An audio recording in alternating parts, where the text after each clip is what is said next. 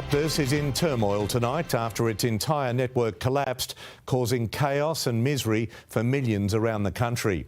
Landline, mobile and internet services went down just after 4 a.m. The mass outage disrupting hospitals, businesses, public transport, even calls to 000. The CEO finally fronting the cameras this afternoon to say sorry. Optus, yes, but today a no for service. 10 million of its customers woke to this message this morning. SOS calls only. An outage just after 4 a.m, pulling the plug on all phone line and internet services. What happened? I don't know, good question. I'm asking you, you guys, media, you guys should know what's going on. We don't know yet. And Optus wasn't helping, waiting more than 2 hours before admitting there was a problem. Optus is aware of an issue. We are currently working to identify the cause.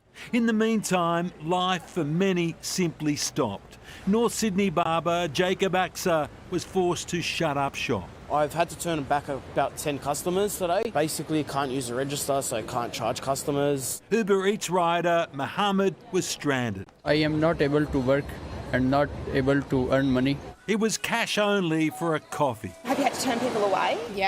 Yeah, which is, again, as a busy cafe, that's not something we need. Bad for business right across the board. Businesses, schools, hospitals, the whole country, if you're relying on Optus, is literally offline.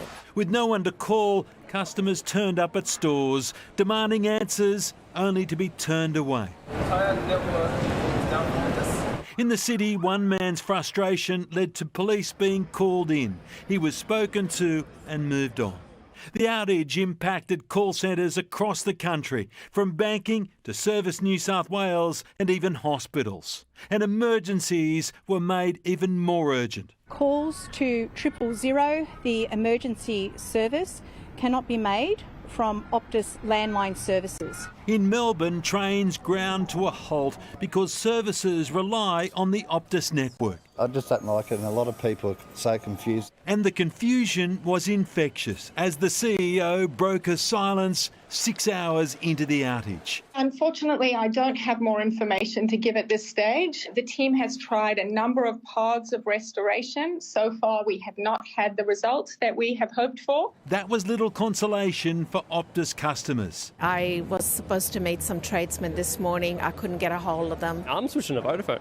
This is without question the biggest telco outage we've ever seen because it spans both home Wi-Fi and broadband and your mobile network. Customers in the dark and politicians on the attack. We will move for a Senate inquiry to ensure that there is pressure on the company to be forthcoming about what is going on, what they knew, what they know and what they're going to do to fix it. As the day wore on, the only thing we learnt was that there was nothing sinister at play. A cyber attack was not to blame.